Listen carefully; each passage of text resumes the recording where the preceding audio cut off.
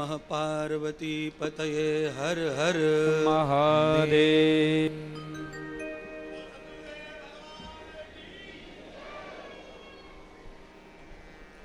अब कथाओं का दौर शुरू करते हैं। कथाओं का प्रसारण हो।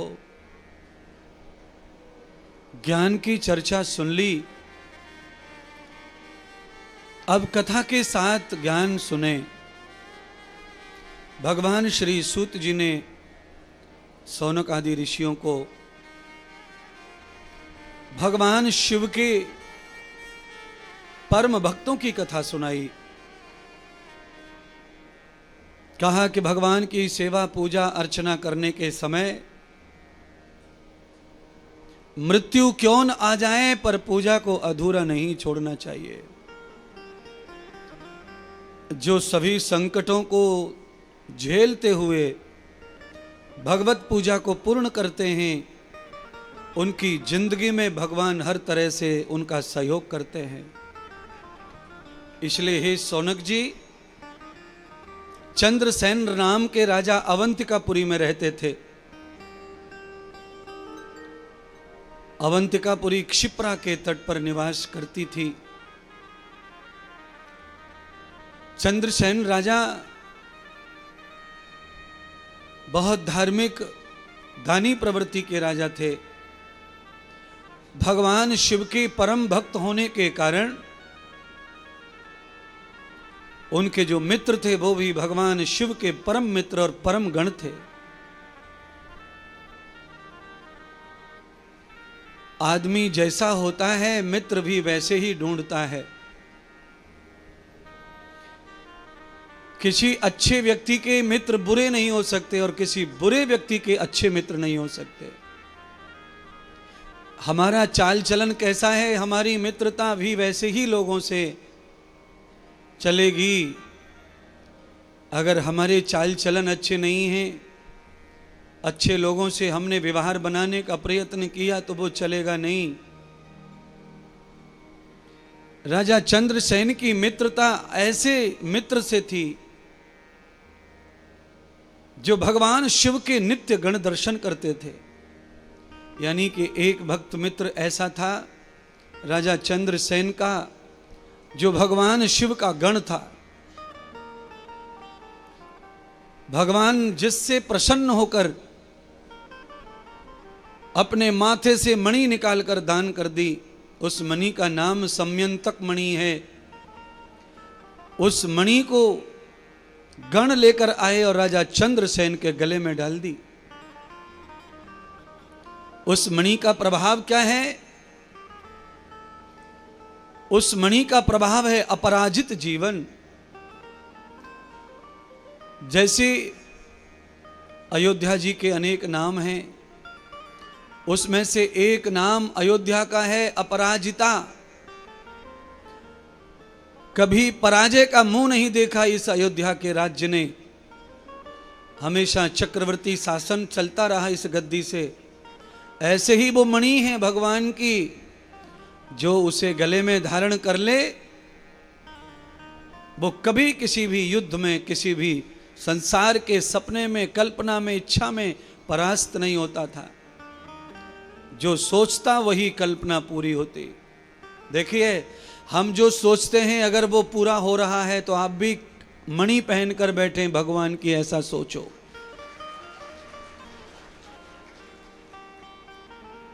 भगवान जो है अपने भक्त के ऊपर वही कृपा करता है। हम जो सोचते हैं अगर वो पूरा होता है तो समझ लो आपके ऊपर भी कृपा है भगवान की। हम सोच रहे हैं पूरा हो नहीं रहा है। 20 साल से हम रात दिन सोच रहे हैं पर वो पूरा नहीं होता है, तो समझ लो प्रभु कृपा नहीं है। आपके जो मन में आया वही पूरा हो जाए। भगवान ने आपको मणि दे रखी है, ऐसा समझो। आप जहां लगाओगे सोना बनाएगी, आपकी इच्छा पूरी करेगी। पर उसके लिए भगवत भक्त होना जरूरी है, प्रभु शरणागति होना जरूरी है, प्रभु प्रेमी होना जरूरी है। उस मणि का प्रचार देश भर में हो गया बंधुओं। सारे राजाओं को पता चल गया कि चंद्रसेन अवंतिकापुरी का राजा मणि प्राप्त कर चुका है। अब उसकी राजधानी को, उसके प्रशासन शासन को कोई राजा जीत नहीं सकता। सारे राजा देश के एक तरफ हो गए, सबको अवंतिकापुरी चाहिए थी और वो मणि चाहिए थी। श्रावण का महीना प्रारंभ हो गया। गत वर्ष की तरह राजा ने भगवान शिव का यज्ञशाला बना करके अग्निहोत्र, भगवान का रुद्र हवन, रुद्र यज्ञ प्रारंभ कर दिया, रुद्रार्चन प्रारंभ कर दिया, रुद्राभिषेक प्रारंभ कर दिया। अनेक ब्राह्मणों के माध्यम से, अनेक वेद ज्ञानियों के माध्यम से मंत्र बोलकर अर्चन हो रहा है, अभिषेक हो रहा है और यज्ञ हो रहा है। राजा यजमान के आसन पर बैठकर अखंड यज्ञ कर रहे हैं महाराज। देखिए, जब भी श्रावण के महीने में यज्ञ हो, अर्चन हो, अभिषेक हो, अगर ये तीनों अनुष्ठान हो रहे हैं जाप के साथ, तो 24 घंटे चलता है ये अनुष्ठान। इसमें यजमान एक पल भी फ्री नहीं हो सकता है। अब यजमान इतने तपस्वी नहीं है कि 24 घंटे लगातार अनुष्ठान में लगे रहें। अर्चन हो गया, फिर अभिषेक हो गया, फिर ध्यान साधना हो गई, फिर यज्ञ हो गया। ये चक्र जो है दिन भर चलता है, रात भर चलता है और ये बड़ा दुर्लभ है। तो चंद्रसेन राजा कैसे होंगे, आप अपने ऊपर घटा के देख लो। आप भी श्रावण में करते हैं पूजा पाठ शिव जी का, पर आप कैसा करते हैं? 4 सोमवार, श्रावण के 4 सोमवार आप अभिषेक कर लेंगे, जल चढ़ाने जाएंगे, शिव दर्शन करेंगे या व्रत उपवास करेंगे। कोई 15 दिन कर लेता है, कोई 10 दिन कर लेता है, पर राजा चंद्रसेन अखंड यज्ञ कर रहे हैं, आचार्य स्वाहकार कर रहे हैं, अभिषेक कर रहे हैं, अर्चन कर रहे हैं। तभी समस्त राजाओं ने नियोजन बनाया कि राजा चंद्रसेन तो यज्ञ में बैठे हैं, वो उठेगा नहीं, वो इतना धार्मिक है।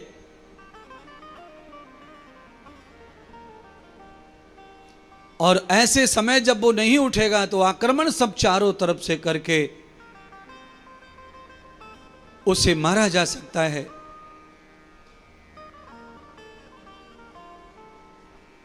ऐसा सोचकर सभी दैत्यों ने, सभी राक्षसों ने अवंतिकापुरी के ऊपर आक्रमण कर दिया। बंधुओं, तदक्षणो न बृहतो कर्मम, उस समय बृहद कर्म चल रहा था, राजा का शुभ सत्कर्म चल रहा था। हाहाकार मच गया पूरी नगरी में। छोटे छोटे बच्चे चीखते पुकारते भागने लगे, महिलाएं रोने लगी, विलाप करने लगी, विधवा हो गई, मार डाला पतियों को, पूरे गांव को निरपराध मार डाला चारों तरफ से चढ़ाई करके। राजा को पता चला मेरे नगर में राक्षसों ने आतंक मचा दिया है और गैर जिम्मेदारी से निरपराध मेरे गांव वासियों को मार डाल रहे हैं, वो मुझे पाने के लिए, सम्यंतक मणि के लिए। राजा ने आचार्यों से पूछा, गुरुदेव मेरा धर्म क्या है? मैं प्रजा की रक्षा करने के लिए यज्ञ अनुष्ठान को त्याग दूं या मैं यज्ञ अनुष्ठान को करता रहूं, प्रजा को मरने के लिए छोड़ दूं? राजा का धर्म बताओ गुरुदेव, कृपा करो। राजा का धर्म है वो प्रजा की रक्षा करे जीते जी। राजा मर जाए तब ही प्रजा के ऊपर दुख आना चाहिए। जब तक राजा जिंदा हो तब तक प्रजा का बाल बांका नहीं हो। ऐसी संस्कृति का देश है ये। अब ऐसा नहीं है बंधुओं। अब राजा भारत का राजा कंडीशन, एयर कंडीशन में बैठ करके केवल सेना लड़ती है, राजा सब सुरक्षित बैठते हैं 4 दीवारी के अंदर, बढ़िया बढ़िया खाते हैं, बढ़िया बढ़िया पहनते हैं और सोते हैं। पर ये पुराणों में जो कथा लिखी है वो ऐसी नहीं है। पुराणों के राजाओं की कथा लिखी है, पहले राजा स्वयं युद्ध करने के लिए जाता था। राम राजा युद्ध करने गए, ब्राह्मणों ने कहा देखो मारने वाला वही है और बचाने वाला वही है। जिसकी आ गई है वो मरेगा, चाहे निमित्त कुछ भी हो राजन।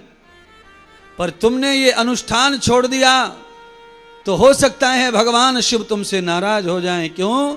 क्योंकि तुम बचाने के लिए जाओगे तो अहंकारी कहलाओगे। क्योंकि मानव के हाथ में किसी को बचाना नहीं है, केवल प्रभु ही किसी को बचा सकते हैं, जन्मदाता ही बचा सकता है। मानव मानव को बचा सकता तो दुनिया में कोई न मरता। इतना प्रेम करने वाले लोग दुनिया में रहते हैं। माँ के सामने 20 वर्ष का बच्चा मरता है, माँ के सामने 10 साल का बच्चा मरता है, भरी जवानी में शादी के 2 महीने बाद पति मरता है, 10 साल बाद पत्नी मरती है, कोई किसी को बचा नहीं पाता है बंधुओं। सब जिस गति आए हैं उस गति से मरना है। बस जब तक जीवन चल रहा है तब तक प्रभु के हक में चल रहा है, ऐसा सोचकर केवल प्रभु के पक्ष में जियो, प्रभु के पक्ष में सोचो, तो मुझे लगता है तुम्हारा भला होगा कल और लंबी जीवन जीने की मौका मिलेगा। आदमी थोड़ा स्वतंत्र और सुखी हो जाए, भगवान को फट भूल जाता है और ऐसी लीलाओं में फंस जाता है कि वहां ईगो ही ईगो है, अभिमान ही अभिमान है।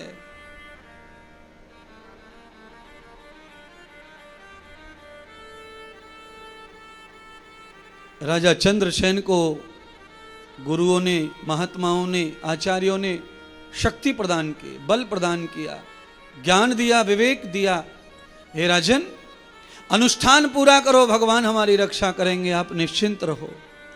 पुरुषार्थ करना मनुष्य का कर्तव्य है। पुरुषार्थ कर रहे हो, आप सोच रहे हो प्रजा के बारे में, बस यही तुम्हारे लिए ईमान है और इसी ईमान का फल भगवान देंगे।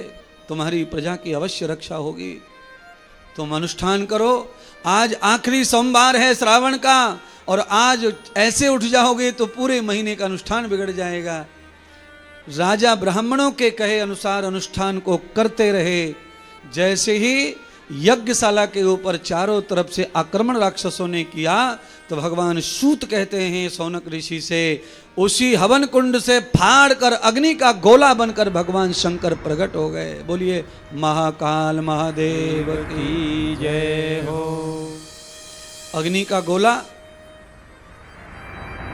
वही यज्ञ सबको भस्म करने वाला बन गया। जिन राक्षसों ने आक्रमण किया था सारे राक्षसों का देह अवसान हो गया, अग्नि में जल के भस्म हो गए। चारों तरफ उस अग्नि के गोले का जय जयकार होने लगा। राजा चंद्रसेन से शिवजी ने पूछा, अरे वत्स, तुमने अपनी जान की परवाह न करते हुए भी मेरा अनुष्ठान संपन्न किया, इसीलिए वरदान मांग लो। राजा चंद्रसेन कहते हैं, प्रभु आप मेरे अनुष्ठान से प्रसन्न हैं तो मेरी प्रजाजनों को आप हमेशा प्रसन्न कर दो। इस नगर में कभी कोई राक्षस, कोई भूत, कोई पिशाच किसी जीव के ऊपर प्रहार ना करे। भूत और पिशाच का मतलब होता है, भूत माने कोई आदमी किसी को गैर ना सताए। पिशाच का मतलब होता है दारू धक्कड़ पीकर नशे में कोई उल्टे सीधे काम ना करे। मेरे नगर में बेबुद्धि होकर के कोई हमारे समाज को शोषण ना करे। उसके लिए हे परमात्मा, मेरे जैसे अनेक भक्त हैं जिनके ऊपर लोग दुश्मनी की नजर लगा के बैठे हैं, ऐसे परम संतों को, ऐसे परम भक्तों की रक्षा के लिए दुष्टों से आप यहाँ स्थापित हो जाइए। तब भगवान शंकर वहाँ ज्योतिर के रूप में, तीसरे ज्योतिर्लिंग महाकाल के रूप में हमेशा के लिए स्थापित हो गए क्षिप्रा नदी के तट पर।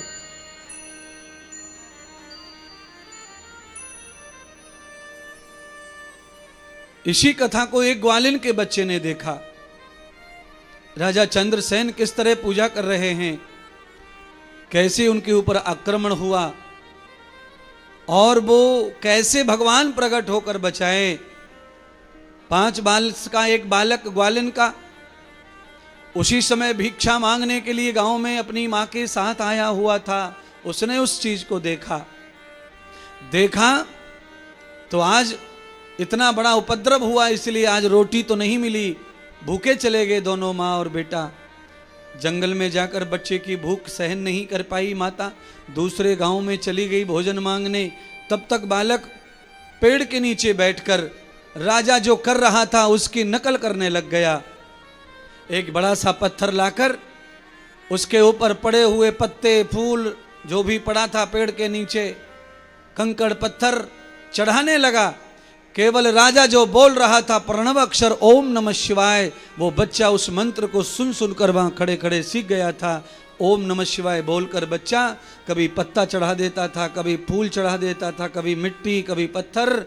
तो भगवान सूत कहते हैं उसकी माँ लौटी, तब तक बच्चा खेलते खेलते शिवजी के साथ मूर्छित होकर गिर पड़ा भूख से। उसकी माँ ने भोजन लेकर के बच्चे को जगाया, बच्चा जगता कहाँ, वो तो मूर्छित हो गया।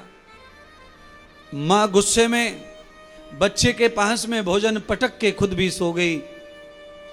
कहते हैं ऐसा चमत्कार हुआ रात्रि में कि वहां पर एक सुंदर से महल का निर्माण हो गया और उसमें रुद्र अवतार भगवान हनुमान जी पधार करके उस बच्चे को जगाकर गोद में बिठाकर उस ग्वालिन को जगाकर कहने लगे, अरे देवी, तुम्हारे बच्चे ने जो भगवान की पूजा की है, भगवान शिव उससे प्रसन्न होकर मुझे भेजा है और मैं तुम्हारे बच्चे को आशीर्वाद देने आया हूं। मैं हनुमान हूं, देख लेना प्रातः काल तुम्हारे बच्चे की जय जयकार पूरे राज्य में हो जाएगी और राजा चंद्रसेन तुम्हारे बच्चे को आधा राज्य भी देगा और सम्मान करेगा। और मैं वरदान देने आया हूं कि यही तुम्हारा बच्चा 7 जन्म लगातार ग्वाल के यहां जन्म लेगा और जब इसका अंतिम जन्म आएगा तब ये नंद बाबा बनकर पैदा होगा गोकुल में और मेरे राम इसके घर बालक बन के आएंगे। ऐसी पावन कथाएं छुपी हैं पुराणों में महाराज।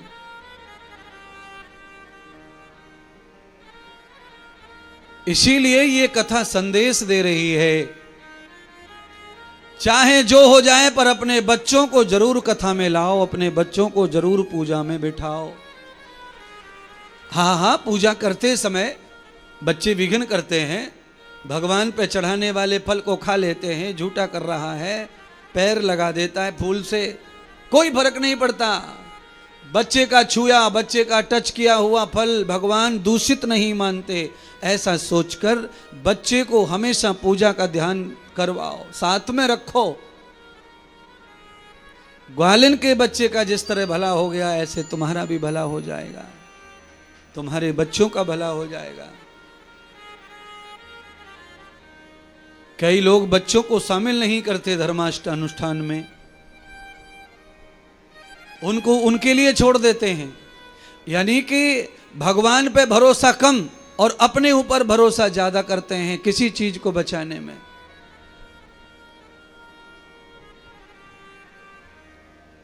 तो फिर आप ये अनुष्ठान क्यों कर रहे हैं, फिर आप ये कथा क्यों कर रहे हैं, आप ये सब क्यों कर रहे हैं? इसीलिए जब भी भगवान बुद्धि देवे कथा करने की, हवन करने की, तब आपको भगवान पर संपूर्ण विश्वास करके अपने पूरे परिवार को एक माला में संजो के फिर कथा करो। जब तक परिवार एक माला में नहीं है, बिखर रहा है, तब तक कथा मत करो। आगे करना, कभी करना, मत करना, पर ईश्वर उंगली पकड़े तो पूरा का पूरा परमात्मा का पैर पकड़ लो। मौका मिले तो उंगली पकड़ ले भगवान तो तुम पैर पकड़ लो।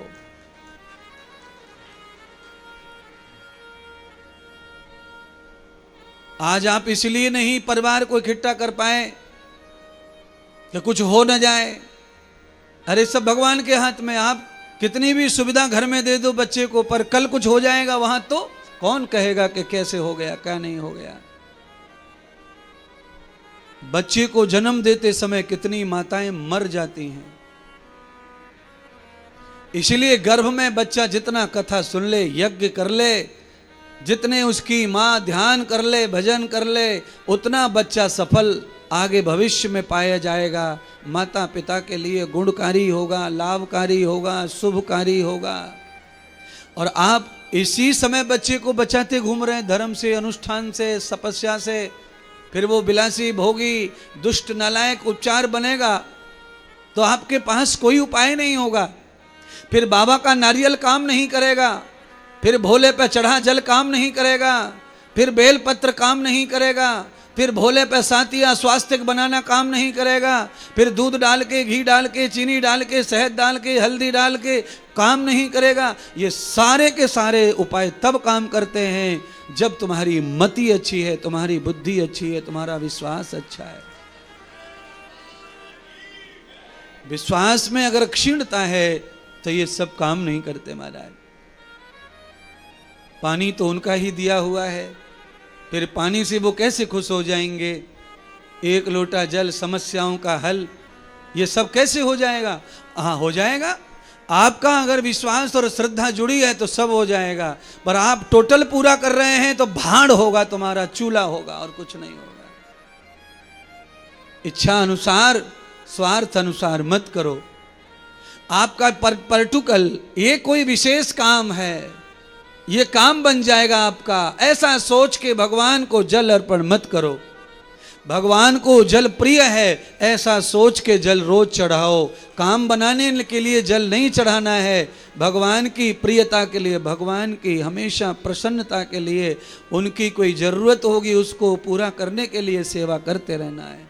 अगर मेरी सेवा निष्ठा सेवा पूरा निरंतर चल रही है तो मेरे लिए भगवान के दरवाजे हमेशा खुले। महाराज आप कभी किसी सेवा करके देखो, अगर आपकी सेवा कंटिन्यू है तो आपके लिए दरवाजा भी हमेशा खुला हुआ है।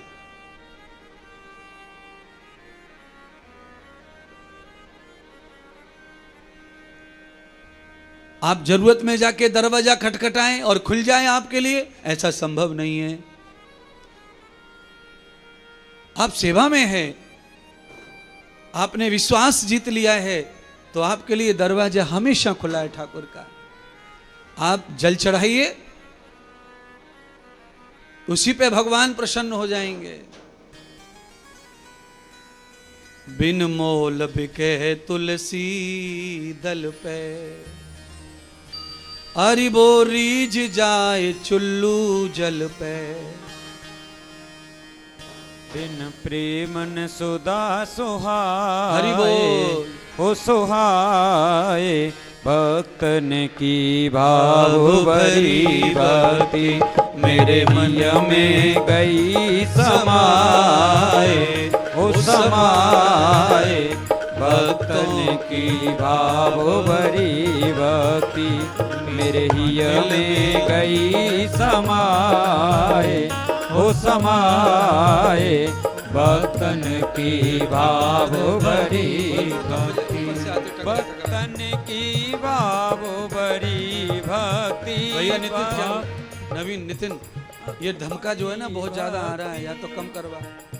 की भाव भरी नीचे सही लगता है, ऊपर बहुत ज्यादा की भाव भरी भक्ति, मेरे हिय में गई समाए, हो समाए भक्तन की भाव भरी भक्ति, मेरे हिय में गई समाए, हो समाए भक्तन की भाव भरी भक्ति।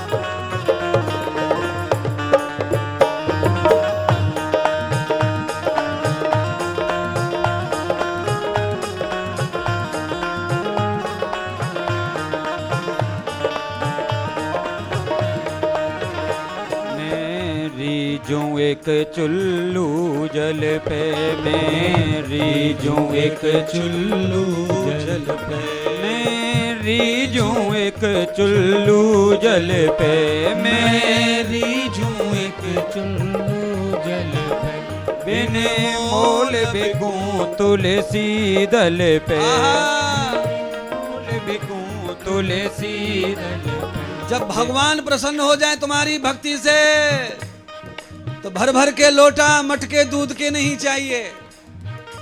एक तुलसी का एक बेल का पत्र ही भगवान को प्रसन्न कर देता है। पर ये तब संभव है जब भगवान तुमसे प्रसन्न है, दिल में समा गए हो तुम उनके, तुम्हारी भक्ति समा गई है।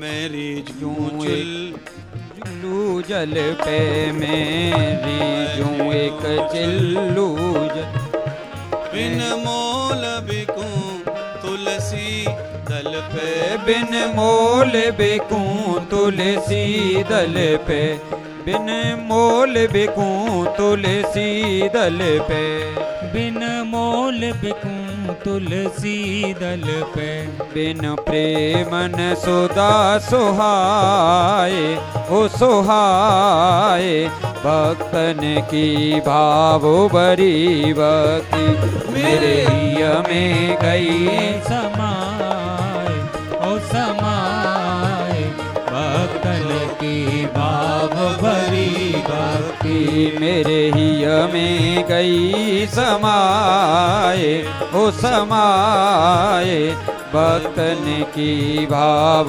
भरी भक्ति, मेरे हिय में गई है समाए, ओ समाए, भक्तन की भाव भरी जय हो। भक्ति।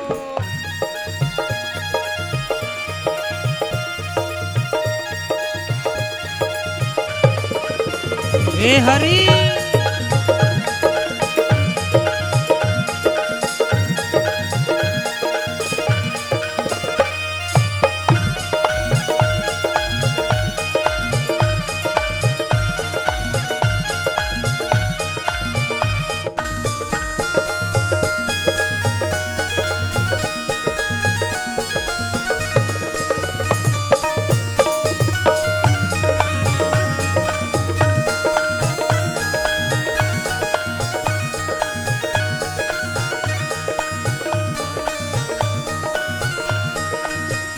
जो सुमिरन मेरो कर ले गो, जो सुमिरन मेरो करिले गो, जो सुमिरन मेरो कर ले गो, जो सुमिरन मेरो करिले गो, वो भव से पार उतर ले गो, वो भव से पार उतर ले गो, वो भव से पार उतर ले गो, वो भव से पार उतर ले गो, सुमिरन बिन गोता खाए, हो खाए, भक्तन की बाबू बड़ी बात, वो मेरे दिल में गई है समाए, ओ समाए, भक्तन की भाव भरी भक्ति, मेरे हिय में गई समाए, हो समाए, भक्तन की बाबू बड़ी बाती, ओ मेरे हिय में गई है समाए, ओ समाए, भक्तन की भाव भरी भक्ति, मेरी माया घोर अंधेरी है, मेरी माया घोर, घोर अंधेरी है, मेरी माया घोर अंधेरी है, मेरी माया घोर अंधेरी है, मेरी ने मत फेरी है, मेरी ने मत फेरी है, मेरी ने मत फेरी है, मेरी ने मत फेरी है, गयो काल अचानक आए, हो आए, भक्तन की बाबू बड़ी बाती, ओ मेरे हिय में गई है समाए, ओ समाए, भक्तन की भाव भरी भक्ति, में गई समाए हो समाए भक्तन की भाव भरी भक्ति ओ मेरे ही में गई है समाए ओ समाए भक्तन की भाव भरी भक्ति मेरे ही में गई समाए हो समाए भक्तन की भाव भरी भक्ति मेरे ही में गई है समाए ओ समाए भक्तन की भाव भरी भक्ति भक्तन की भाव भरी भक्ति भक्तन की भाव भरी भक्ति भक्तन की भाव भरी भक्ति भक्तन की भाव भरी भक्ति